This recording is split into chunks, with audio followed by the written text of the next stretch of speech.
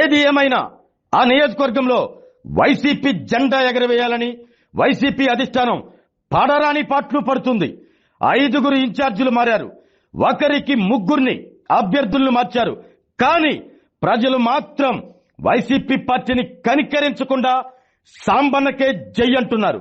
ఏలూరి సాంబశివరావుపై విజయం కోసం వైసీపీ చెయ్యని ప్రయత్నాలు లేవు. కానీ పర్చూరు నియోజకవర్గం మాత్రం వైసీపీకి ఇప్పటికీ చేదు జ్ఞాపకాలను మిగిలించిన నియోజకవర్గంగానే ఉంది. నాయకులు మారారు, ఇన్ఛార్జీలు మారారు, అధిష్టానం వ్యూహాలు కూడా మార్చింది. కానీ ఫలితం మాత్రం మారలేదు. గెలుపు కోసం ఒకరి తర్వాత ఒకరిని రంగంలోకి దించిన ఫ్యాన్ పార్టీకి విజయం మాత్రం అందని ద్రాక్షగానే మిగిలిపోయింది. ఇప్పుడు పర్చూరు నియోజకవర్గానికి 6వ ఇన్ఛార్జిగా గాదే మధుసూదన్ రెడ్డి బాధ్యతలు చేపట్టడంతో ఈసారైనా కథ మారుతుందా, లేక పర్చూరులో మరోసారి అదే సీన్ రిపీట్ అవుతుందా అనే ప్రశ్న వైసీపీ క్యాడర్లోనే ఉంది. వైసీపీ ఆవిర్భావం నుంచి పర్చూరు నియోజకవర్గం ఆ పార్టీకి పెద్ద సవాల్గా మారింది. 2014, 2019, 2024 వరుసగా 3 ఎన్నికల్లో గెలుపు కోసం అధిష్టానం భారీ కసరత్తు చేసింది.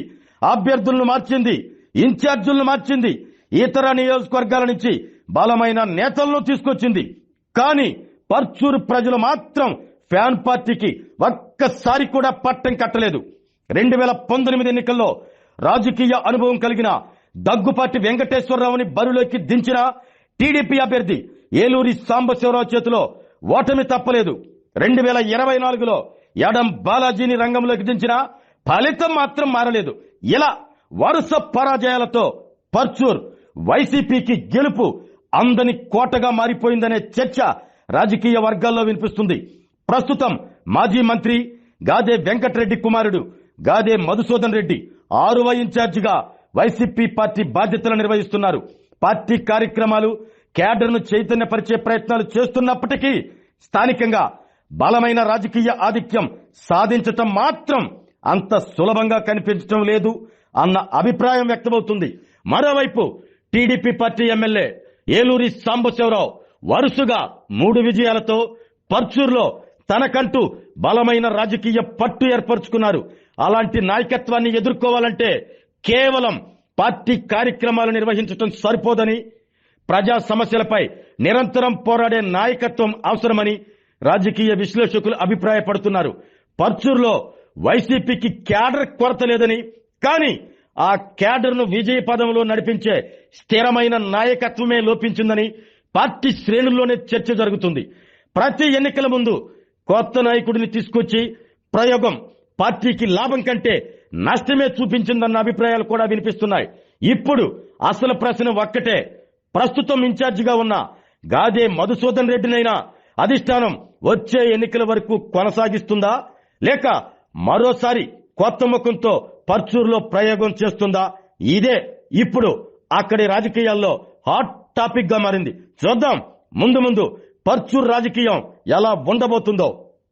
ఆరోగ్యమే మహాభాగ్యం అంటారు, కానీ ఆరోగ్యాన్ని నమ్మకంగా కాపాడే స్థానం ఎక్కడ? ఇది ఒంగోలులో మీకు దగ్గరగా మన Venkataramana nursing home private limited. Caring your life 54 ఏళ్ల విశ్వాసంతో ఇది ఒక హాస్పిటల్ కాదు, ఇది ఒక విశ్వాసం.